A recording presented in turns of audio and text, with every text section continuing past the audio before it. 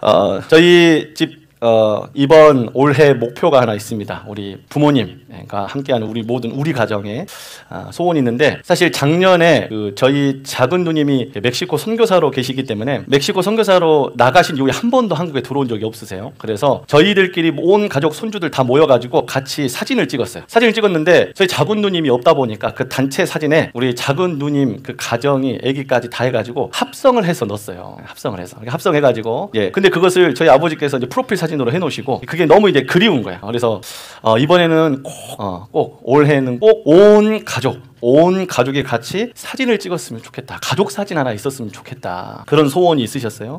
그런데 그 소원이 이제 이제 한 다음 달 정도에 이제 처음으로 선교사로 나가신 이후에 처음으로 이제 작은 누님 가정에 이제 선교사 가정에 이제 들어오시는 거예요. 그러면서 이제 같이 이제 가족 사진 찍으면 참 좋겠다 이런 생각을 하다가 어릴 적에 우리 형제들 간의 추억을 한번 생각해 봤어요. 우리에게도 다 형제가 있고 또 가족이 있는 것처럼 저도 어렸을 때부터 커왔던 저희 가정의 스토리, 에피소드들도 굉장히 많고요. 재미난 이야기들도 참 많이 있습니다. 어렸을 때 좀 가난해가지고 김 한 장 떨어뜨려 놓으면 우리가 이제 사형제였기 때문에 딱 식탁에 김 한 장 떨어지고 나면 4조각으로 쫙 하고 찢어지는 그런 가정이었어요. 그렇게 해서 먹는 데 있어서 정말 생존을 향한 그러한 이제 먹을 게 없다 보니까 더 그랬던 것 같습니다. 그래서 제가 한 번씩 여러분 제가 먹을 때 눈이 돌아가는 이유도 여러분 오해 없으셨으면 좋겠어요. 음식이 너무 좋아서가 아니라 어렸을 때 그렇게 확보를 안 해놓으면 못 먹었어요. 그런 아픔이 있어요, 여러분. 혹시라도 김지훈 목사님은 먹을 거밖에 안 보시네, 이게 아니에요, 여러분. 이해해 주세요. 아시겠죠? 맞습니다. 어렸을 때 저희 그 사남매가 같이 이제 한번 엄청 편을 나누고 싸운 적이 한번 있었어요. 이제 위로 누님 2분 계셨는데 누님 2분, 그리고 저하고 제 동생, 여러분 다 아시죠? 지성이라고 이제 스님 한 분 계시는데, 스님 같으신 분이 한 분 계시는데 이제 같이 편을 나눠가지고, 근데 이제 누나들은 힘은 약해도, 여자다 보니까 힘은 약해도 훨씬 머리가 잘 돌아가니까 저희들 약 올리는 거예요. 근데 저희 이 남자 동생들은 힘은 있는데 머리가 무식하거든요. 그래가지고 막 안 되니까 악을 빡빡 쓰고 그냥 막 싸우고, 소위 말해서 어렸을 때이긴 하지만 뒤지게 싸웠어요. 우리를 막 소리 지르고 울고 막 책 던지고 막 이러면서 싸웠던 기억이 납니다. 여러분, 그렇게 싸우면 안 봐야 되는 게 맞는데 보통은.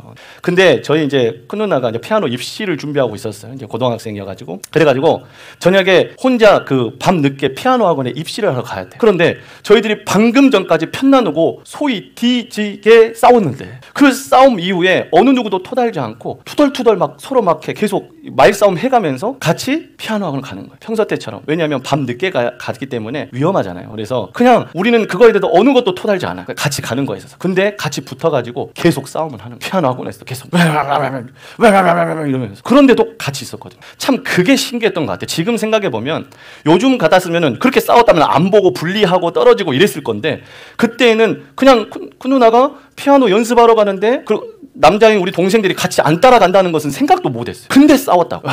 여러분 혹시 이 말도 안 되는 이런 그림 아시나요? 그냥 하는 거예요. 같이 가족이니까, 그냥 형제간이니까 그렇게 사는 거예요. 근데 싸움은 하고 서로 밉기는 밉고, 그런데 같이는 붙어있고, 큰 누나가 무슨 일 생기면 안 되니까 어두운 밤길 같이 가고, 그건 당연한 거예요. 참 가족이라고 하는 게 참 정말 특별한 것 같아요. 그렇게 힘들고 어려운데도 같이 붙어있는 거, 이게 가족이었다는 거, 이런 에피소드가 생각이 났었습니다. 여러분, 가족이 여러분들에게 어떠한 존재인지 사실 다 물어보지 않아서 잘 모르겠지만, 그래도 대략적인 흐름을 좀 같이 나누자면, 요즘 시대에서는 이 가족이 어떠한 존재로 사실 우리에게 있을까? 여러분 혹시 금수저, 은수저, 흙수저 들어보셨죠?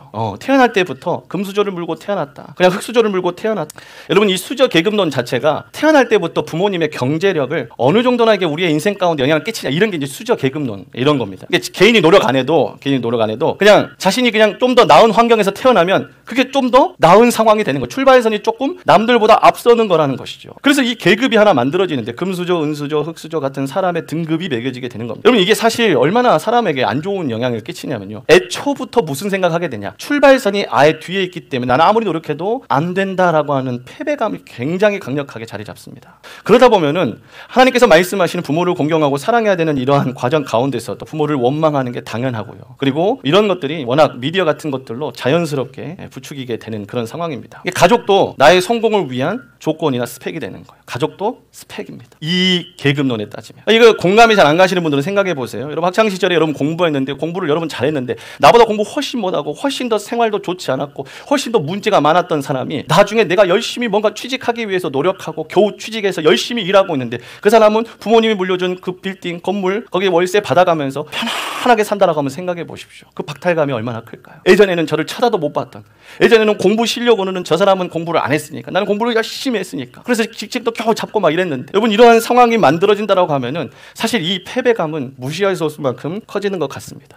저에게 중학교 때 친했던 친구 짝꿍이 있었습니다. 이 친구가 공부를 굉장히 잘하는 친구였어요. 근데 이 친구가 소위 말하는 민사고를 갔어요. 민사고, 민족사관학 아시죠? 근데 1년 만에 돌아온 거예요. 그 친구한테 물어봤습니다. 아니 그 좋은 학교 왜 안 다니고 다시 돌아왔냐라고 물어보니까 그 친구가 이런저런 얘기했는데 종합해보니까 이런 얘기. 내가 그들보다 똑똑하고 잘할 자신은 있지만 그들보다 가족이 좋을 자신은 없다는 거예요. 참 이게 참 그 마음 아픈 이야기잖아요. 근데 그들보다 공부 열심히 해서 밤을 새서라도 그들보다 똑똑하고 잘할 자신은 있지만 그들보다 가족이 좋을 자신이 없다는 거예요. 얼마나 많은 이 뒷배경이 필요한 상황에서 그 친구가 느꼈을 그 패배감, 박탈감. 이게 그가 그렇게 공부를 잘하고 실제로 그 친구 서울대 갔거든요. 그렇게 똑똑한 친구인데 그 이 뒷배경 없이 부모님이 이제 어찌 보면 뒷바라지를 할 수 없는 상황이다 보니까 돌아올 수밖에 없는 상황이었다는 것이죠. 여러분 이런 세상적인 관점으로 본다면요, 우리라 해서 죄송합니다. 근데 저를 포함해서 우리는 어찌 보면 실패자죠. 가족 실패자.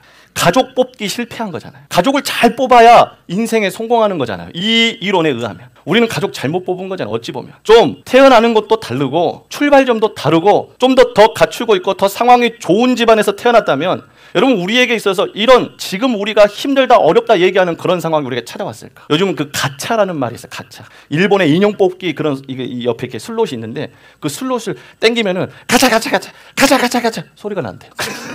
그래서 가차라 불러 실제로 그 의성어를 따가지고. 그래서 요새 유행하는 게 포켓몬 그 카드 뽑는 거 그런 것을 가차라 하잖아요. 아 모르시구나. 가차 이 가차를 우리가 이제 이런 그 가족 가차가 실패한 거야 소위 말해서. 자 그런데 우리가 이렇게 가족 생각할 거면 애초부터 말도 안 꺼냈죠. 자 오늘 우리는 성경에서 이 가족에 대해서 어떻게 말을 하고 있는지 그리고 하나님의 말씀 우리가 믿고 있는 하나님의 말씀의 관점으로 봤을 때 과연 하나님께서 이 가족을 통하여서 우리에게 그리고 싶은 빅피처가 뭔지를 좀 함께 알아보는 시간이 되면 좋겠습니다. 마치 시간이 돼버렸네. 자, 첫 번째 본론은요. 가차가 아니라 하나님의 작품이라는 것이죠. 자, 우리 본문 말씀을 읽어볼 건데 우리 연대와 거기서 한번 읽어보겠습니다. 같이 읽어보겠습니다. 시작. 아멘. 하나님께서 우리의 연대와 거주의 경계를 정하셨다. 이렇게 사도 바울은 얘기를 하고 있습니다. 여러분 하나님께서 우리의 연대와 거주의 경계를 정하셨다는 말 자체가 우리가 언제 태어날지도 하나님이 정하셨고 그리고 어디서 태어날지도 하나님이 정하셨다는 거예요. 여러분 이게 너무나도 단순한 말씀이지만 사실 우리가 태어난 시기도 태어난 곳도 이루어진 과정도 사실은 누가 하셨다는 이야기입니까? 하나님께서 정하셨다는 거예요. 하나님께서 우리가 뽑기를 한 게 아니라 가차를 한 게 아니라 랜덤 박스를 열어가지고 확인한 게 아니라 하나님께서 나라고 하는 존재 자체를 언제 태어날지 그리고 어디서 태어날지 어떤 가족과 공동체를 이루어 할지에 대해서 애초부터 하나님이 정하셨다라고 하는 것입니다. 단순한 국적이나 이런 시대를 넘어서서 내가 어느 가정에서 태어날지도 하나님께서 정하셨다라고 하는 것이죠. 이게 하나님의 주권입니다. 여러분 우리는 그 주권을 믿는 성도예요. 여러분 믿으십니까?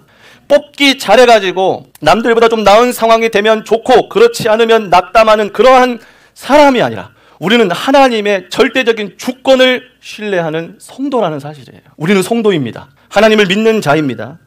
여러분 저도 이것에 있어가지고 사실 어렸을 때 제가 한번 좀 이런 걸로 제가 그런 걸 느껴서 좀 그렇긴 한데 어렸을 때 처음으로 가정에 대한 차이를 느낀 적이 한번 있었어요. 이게 제가 살았던 곳 자체가 그렇게 큰 격차를 느낄 만한 그런 곳은 아니었어요. 그런데 제가 어렸을 때 초등학생 때였습니다. 근데 친구 집에 한번 초대를 받았어요. 그 친구 집을 갔습니다. 갔는데 그 친구 집에 냉장고 문을 한번 열 적이 있었거든요. 문을 딱 여는데 요플레가 있는 거예요. 제가 너무 충격을 받았어요. 야, 여기 왜 요플레가 그대로 있어? 그게 무슨 말이야? 요플레가 당연히 있지. 아니 왜 안 먹고 놔뒀냐고. 여러분 저희 집에서는 그게 있을 수 없는 일인 거예요. 요플레가 있으면 그것을 먹기 위해서 치열하게 싸우고 눈치 싸움하고 남들보다 일찍 일어나야 먹을 수 있거든요. 학교 갔다가 빨리 와야 먹을 수 있는 게 요플레고, 이게 있으면 그걸 먹기 위해서 정말 열심히 막 시간을 맞춰야 되는 게 저희 집이었는데, 지금 그게 그 친구 집에는 묶음으로 있는 거예요. 그냥 거기에 존재하는 거예요. 여러분, 이거 사실 제가 왜 이렇게 뇌리에 남은가 싶은데 정말로 뇌리에 남아가지고 아직도 이 빈부격차를 얘기할 때 이 생각이 너무 많이 나는 거예요. 친구 집에는 그냥 그 요플레가 그냥 이렇게 있는 거예요. 쌓여가지고 묶임으로. 저는 너무 그게 놀랐어요. 야, 이걸 왜 이렇게 많이 있어? 여러분, 이게 웃기죠? 근데 그 어린 제 마음 가운데는 그 요플레를 어느 누구도 치열하게 싸우지 않고 놔둔 것 자체가 너무 놀라운 거예요. 근데 그 친구는 사실 외동 아들이었고요. 집도 그나마 그 지역 안에서도 잘 사는 집이었던 것 같아요. 그래서 여러분, 이런 것들 안에서도 차이를 느끼더라고요. 여러분, 근데 이거보다 더 큰 차이가 사실은 있잖아요. 그런 걸 진짜로 여러분 직면한다면 이 가정에 대한 비교가 안 될 수가 없거든요. 그런 비교 가운데서도 우리가 믿는 선하신 하나님께서 하나님께서 이 가정을 이루신데 하나님의 절대적인 주권이 있다라는 것을 믿는 게 중요한 것입니다. 이게 너무 중요한 것이죠. 여러분, 우리의 만남은 철저히 의도된 만남입니다. 절대로 뽑기 위해서 만나는 게 아니라 랜덤으로 하나님이 섞으신 게 아니에요. 여러분, 제가 이걸 생각하면서 하나님의 마음이 어땠을까? 이 가정을 이루실 때, 김지훈이라고 하는 소속된 가정을 만드실 때 하나님께서 어떤 마음으로 만드셨을까? 고민해봤는데 잘 하나님의 마음이 떠오르지 않는 거예요. 근데 생각났던 건 뭐냐? 목장 편성할 때가 생각나더라고요. 그 목장 편성하는 하나님의 뜻을 구하고, 여러분 일주일 동안 매일 밤마다 모여가지고 기도하고 막 온 에너지를 다 쓰면서 목장이 발표하는 바로 직전까지도 조율하고 기도하고 했던 그 시간들을 생각해 보니까, 하나님께서 그냥 내 삶, 내 가정을 그냥 짠 게 아니시겠구나. 철저하게 모든 상황들과 과거와 현재만 아시는 게 아니라 앞으로 커나갈 성장 방향과 미래까지도 아시는 하나님께서 분명히 이유가 있는 그러한 가정의 만드심이 있으시겠구나라는 생각을 하게 되었습니다. 절대로 그냥 하지 않는 하나님께서 가정도 연대도 거주의 경계도 다 정하시며 일하셨다는 사실을 인정하는 것이 우리의 출발임을 기억하셨으면 좋겠습니다. 선하신 하나님께서 수많은 시대와 수많은 장소 가운데 지금 바로 여기에 우리 가정을 두셨습니다. 그리고 나를 그곳에 두셨습니다. 그렇다면 우리가 모른다고 잘못된 이유가 있는 게 아니라, 여러분, 여기에는 하나님께서 계획하신 분명한 이유가 있다는 것을 우리가 믿어야 할 줄로 믿습니다. 여러분, 우리가 아직 발견을 못했을 뿐이에요. 하나님의 완벽한 설계도 안에 이 계획이 있음을 우리가 신뢰했으면 좋겠습니다. 여러분, 이것을 우리는 믿음이라고 불러. 믿음이라. 잘 이해는 안 가지만, 정말 이게 맞나 싶을 때가 많지만 그래도 우리는 이것을 믿음이라고 부릅니다. 시편 119편 16절 말씀을 같이 읽어보겠습니다. 시작. 주의 책에 다 기록되었나이다. 아멘. 이미 다 계획해 놓으셨대요, 하나님께서. 우리는 잘 몰라요. 우리는 이해가 되지 않아요. 우리는 정말로 왜 그러셔야 되는지 사실 원망이 더 먼저고 힘듦이 더 먼저이지만 하나님께서는 분명히 다 정해 놓으시고 다 주의 책에 미리 기록해 놓으셨다고 합니다. 여러분, 이것을 믿고 우리가 두 번째 스텝을 좀 나아가면 좋겠는데요. 그렇다면 왜 하나님께서는 이렇게 연대와 거주의 경계를 정하셨을까 생각해 봅니다. 먼저 첫 번째 이유는요, 절차탕마란 말 들어보셨어요? 저도 처음 들어봐요. 이걸 하다가 제가 이제 어떤 예전에 옥을 다듬는, 이런 옥 아시죠? 옥, 반짝반짝 빛나는 옥을 다듬는 모습을 좀 본 적이 있었는데, 옥을 어디다 넣냐면요, 뭐 엄청나게 많은 자갈통 안에다가 그걸 집어넣고 이걸 돌리는 거예요. 진짜 이 소리 나요. 라고 돌려요. 그거 돌리면은요, 그 안에서 그 옥을 집어넣고 돌리면은 그 옥이 오돌토돌하고 자연 그대로의 모습에서 이제는 그 돌도가 굉장히 균일하게 동그란 모양이 나옵니다. 이걸 여러분 절차탕마라고 합니다. 옥을 다듬는 과정이라고 해요. 여러분, 이 옥을 다듬는 과정과 같이 하나님께서 하나님만 아시는 이유를 제외하고, 그리고 수많은 이유들을 제외하고 지금 딱 우리가 분별할 수 있는 이유가 하나 있습니다. 왜 하나님께서 이렇게 가정을 만드시고 정하셨는지. 그건 바로 연마 때문에 그래요. 훈련 때문에 그렇다는 것이죠. 여러분, 저는 사실 이 신앙생활이라는 걸 할 때마다, 그리고 신앙생활하는 우리 청년들과 또 성도님들을 대할 때마다 이 차이를 느낄 때가 간혹 있어요. 차이를 느끼. 근데 그 차이가 사실 얼마 사회적인 지위가 어느 정도냐, 얼마나 많은 것을 갖췄느냐, 사실 이런 것 때문에 차이를 많이 느끼진 않아요. 어디서 많이 차이를 느끼냐? 이 사람이 훈련받은 사람이냐 아니냐의 차이를 굉장히 많이 느낍니다. 이 위치에 있다 보니까 여러분, 우리가 사실은 사회적인 신분도 다를 수도 있고 모습도 다를 수 있고 가진 것이 다를 수도 있어요. 그런데 정말 크게 이 신앙에 영적인 것에 영향을 주는 게 뭐냐면요, 바로 훈련이더라. 훈련. 여러분, 기도하는 훈련이 돼 있는 사람의 모습은요 진짜 달라요. 여러분, 진짜 다르고. 그리고 어떤 환경 가운데, 고된 상황 가운데 그 신앙으로 이겨내봤던 그 훈련이 있는 사람들, 그리고 정말로 첩자상 중인 어려운 상황들을 돌파해온 그런 상황들, 여러분, 이것을 이제 내공이라고 불러요. 내공이라고. 여러분, 이 훈련의 차이를 사실 이 위치에 있으면 굉장히 많이 느낍니다. 똑같은데도 상황이 그렇게 다르고 더 가진 사람이 있음에도 불구하고 사실 차이가 어디서 나냐? 훈련의 차이에서 굉장히 많이 나옵니다. 성품도 마찬가지예요. 우리는 타고난 성품이 더 좋은 성품이라고 얘기합니다. 그렇지 않아요. 훨씬 더 중요한 것은 훈련된 성품이 더 중요해요. 타고난 성품은요, 내가 어디가 한계인지 모르는 경우가 굉장히 많습니다. 훈련된 성품은요, 그 한계에서 계속 훈련을 받는 거예요. 그러니 훈련된 성품과 타고난 성품, 원래 태어날 때부터 착했던 사람은 계속 착할 것 같지만 어떤 한계를 딱 만났을 때 사실 이 탁월함이라는, 이 타고났다는 것은 무너지기 마련이거든요. 한계가 있기 때문에. 근데 훈련된 성품은요, 그 한계 끝에서 계속 훈련을 받는 거예요. 여러분, 제가 이 위치에 있다 보니까 그런 차이를 굉장히 많이 느낍니다.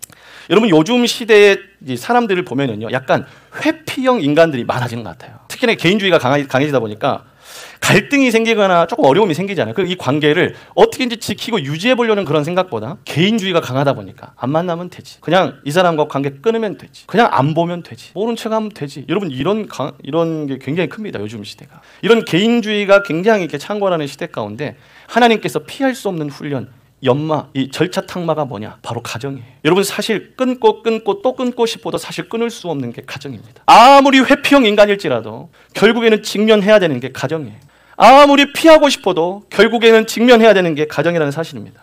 하나님께서 우리를 사용하고 싶으신데, 너무나도 귀하고 너무나도 소중한 나를 사용하고 싶으신데 다듬어지지 않는 내가 이리 피하고 저리 피하고 저리 도망가는데, 이런 나를 갖다가 훈련할 수 있는 방법이 하나 있는데, 절차 탕마, 그냥 돌들 안에 집어넣어버리는 거. 절대 끊을 수 없는 관계로 훈련시킨다는 것이죠.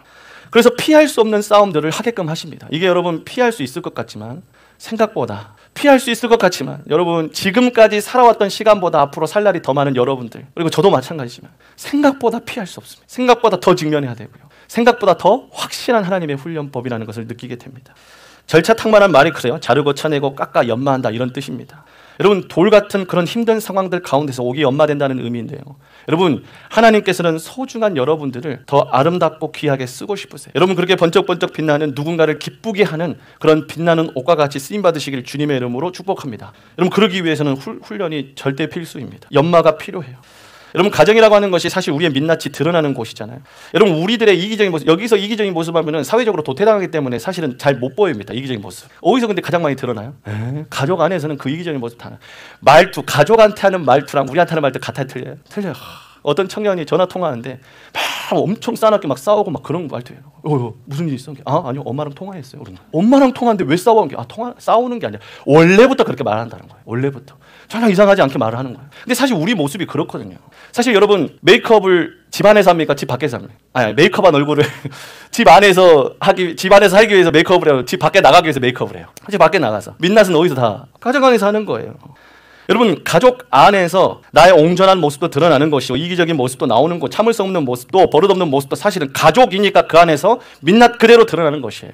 여러분, 그게 가정입니다. 그래서 그만큼 솔직하고 편안한 공간이기 때문에 그래서 훈련할 수 있는 것이에요. 그럼 군대 입대하면 여러분, 우리 형제분들 군대 입대하시잖아요. 입대하면은 혹시 머리 길러가지고 막 퍼머하고 이렇게 들어갑니까? 다 뭐예요? 똑같이 다 집 떠나와 이러면서 밀고 들어가요. 아무리 세계적인 스타도 예외 없습니다. 머리 깎고 들어가서 똑같이 그들과 함께 서가지고, 여러분, 뭐 똑같은 옷을 입고 메이크업 없이 화려한 조명 없이 다 똑같은 리셋, 그 상태에서 훈련을 받는 게 군대예요. 가정이 바로 가장 기초적인 훈련의 장소입니다. 어떻게 막 뭐 멋지게 할 수도 없고 화려하게 꾸밀 수도 없고 어느 누구도 나를 그렇게 화려하게 조명하고 집중하는 것도 아니에요. 그렇기 때문에 훈련할 수 있는 것입니다. 거기에서 갈등과 상처를 통하여 배우는 것들이 있습니다. 그게 바로 인내요, 용납이요, 사랑입니다. 여러분, 매일매일 부딪히는 이 부모님과의 잔소리, 또 부모님과의 어려운 관계들, 또 내가 아무리 잘해도 사실 가족이라는 게 그런 건데요, 내가 잘해도 또 다른 가족에 문제가 생기면 같이 힘들어하고 같이 고민하고, 내가 친 사고도 아니라니까요, 내가 그 문제를 일으킨 게 아니라니까요, 그래도 그걸 같이 책임지고 그걸 같이 고민하고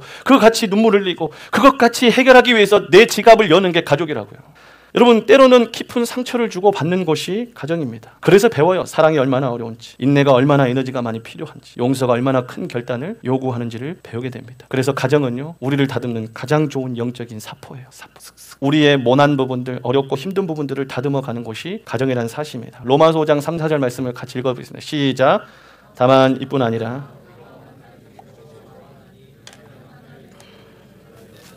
연단은 소망을 이루는 줄 알미라.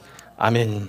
여러분, 훈련이 없이는 군인이 없습니다. 훈련이 없이는 용사가 없어요. 훈련이 없이는 전사도 없습니다. 훈련이 있어야 군인도 군인 노릇하고요. 훈련이 있어야 용사도 용사, 전사도 전사 될 수 있습니다. 여러분, 훈련이 있는 곳에 여러분들의 승리도 같이 있다는 것을 기억하셨으면 좋겠습니다. 두 번째 이유는요, 진짜를 위한 준비이기 때문에 그렇습니다. 여러분, 히말라야 등반하기 전에 산악인들이 다 머무는 곳을 혹시 뭐라고 하는지 아세요? 네, 스킨라베스가 아니라 베이스 캠프라고 하는 곳에서 우리가 준비를 하잖아요. 정상을 향하여 가기 위해서, 진짜 저 끝을 향하여 가기 위해서 거기서 훈련을 하잖아요. 정상 공략을 위해서 이곳에서 휴식을 취하고 식량을 보급받고 전략을 짜고 정상을 가기 전에 꼭 들려야 하는 것이 베이스 캠프입니다.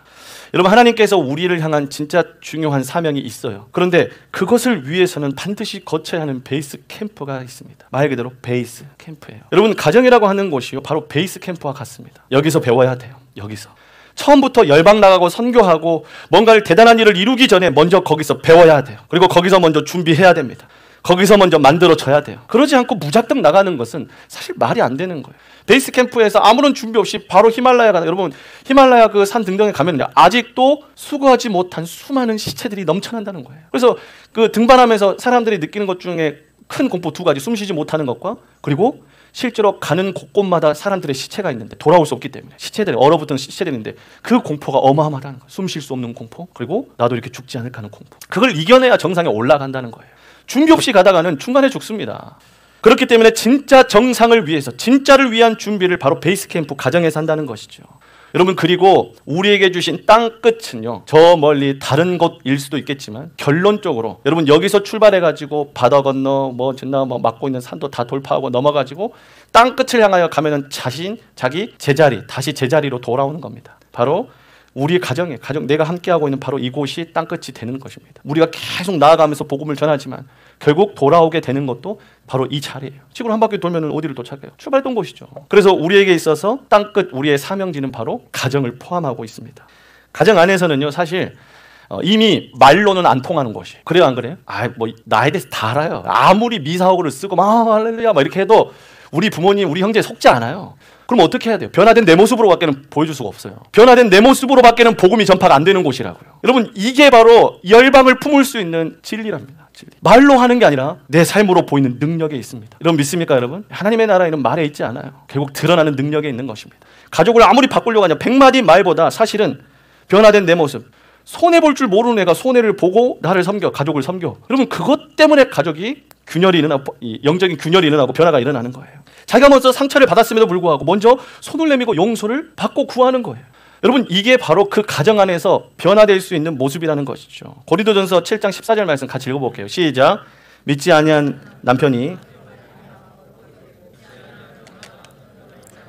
네, 여기까지 읽겠습니다. 여러분, 믿지 아니하는 가족이요, 결국 거룩하게 되는 것은요, 그 믿는 그 사람의 행동 때문에, 가족의 행동 때문에 거룩하여진다는 거예요. 믿지 아니하는 남편도 아내도 결국에는 믿고 그렇게 보이는 삶을 친히 보여주는 그런 자신의 아내, 남편, 아빠, 형제들을 통하여서 사실은 거룩하여진다라고 하는 것입니다. 여러분, 우리에게 있어서 필요한 것은 바로 이러한 모습인 줄 여러분 기억하셨으면 좋겠습니다. 여러분, 이 가정을 지키는 이 힘이요, 결국에는 주님이 피값으로 사실 우리 공동체를 지키는 힘이기도 합니다. 왜냐하면 우리 공동체, 특별히 이렇게 목장, 우리 새벽 나에게는 결국 가족과 같이 끈끈해지거든요. 근데 여러분, 우리 그 목장 편성되면은 소위 말해서 허니문 기간이라고 있는 거 아세요? 모르세요? 여러분, 처음에 목장 편성 딱 되잖아요. 그럼 한 달, 두 달 정도는 그냥 어떻게 하면 이 사람을 섬겨볼까?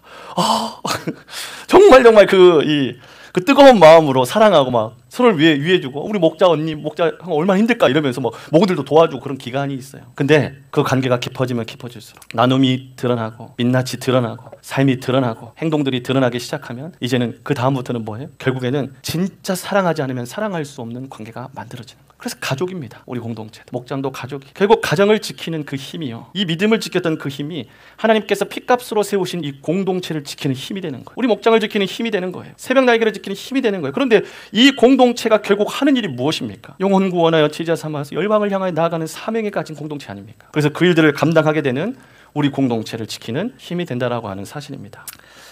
자, 오늘 나눔 질문을 같이 이렇게 목장 식구들과 나누면 좋겠습니다. 자, 혹시 진짜 금수저 뭐 이런 수저 계급론 있잖아요. 이런 걸로 인하여서 진짜로 한번 크게 실망해봤다, 또 원망해봤다, 실망해봤다 이런 경험이 있는지 한번 나눠보면 좋겠습니다. 그리고 실제로 나의 모습을 통하여서 예수님을 좀 전해지기를 원하는데 좀 이런 모습이 가족에게 좀 보여줬으면 좋겠다 이렇게 생각하시는 부분이 있다면 나눠보았으면 좋겠습니다.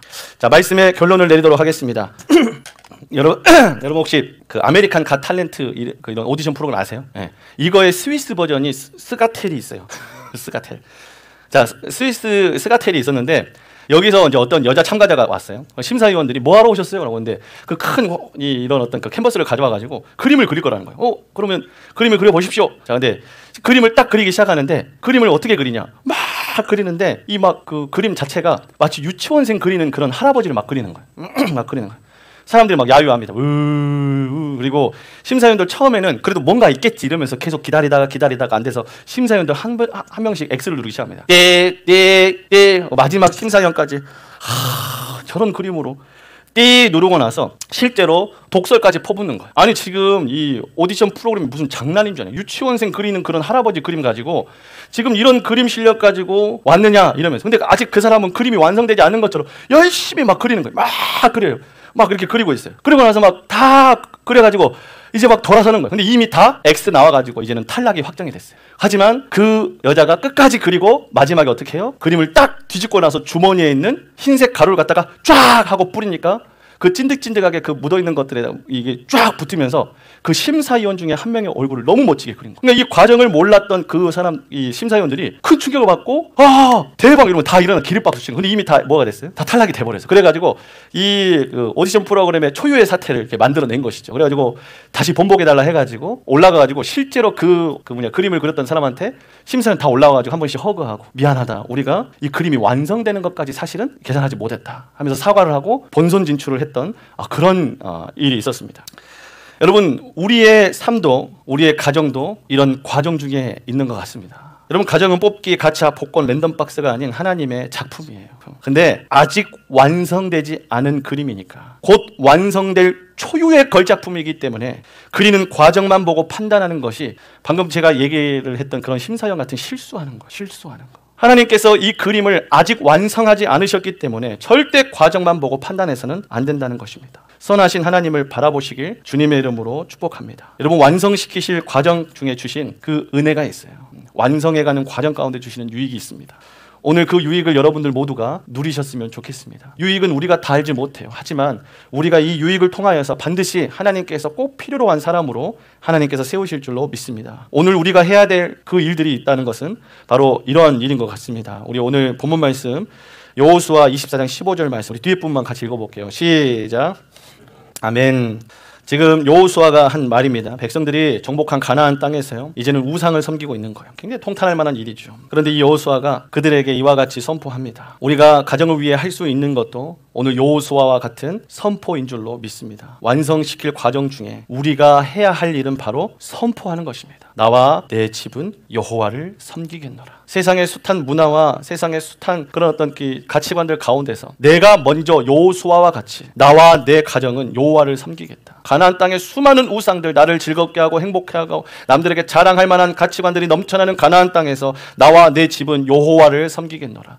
이 선포를 하는 것이 지금 우리가 할 수 있는 일인 줄로 믿습니다. 완성된 그림을 보고 감사하고 감격할 것은 당연하지만 과정 가운데 이 선포가 있지 않으면 결국 완성되기 어려울 것 같아요. 우리가 믿지 않는데 그 일이 어떻게 일어나겠습니까? 여러분의 가정이 반드시 회복될 것을 믿고 나와 내 집은 여호와를 섬기겠노라 선포하는 저와 여러분 되길 주님의 이름으로 축복합니다. 우리는 더 이상 가정의 피해자가 아닙니다. 하나님은 여러분들을 그 가정의 영적인 파수꾼으로 세워주셨습니다. 가정의 선교사로 불러주셨습니다. 하나님, 이 사람을, 이 가정을 내게 왜 가족으로 붙여주셨는지 이유를 깨닫게 하여 주시옵소서. 원망의 눈이 아니라 사랑의 눈으로, 사명의 눈으로 바라볼 수 있도록 도와주시옵소서. 이렇게 기도할 수 있는 여러분들 모두가 영적인 금수저인 줄로 믿습니다.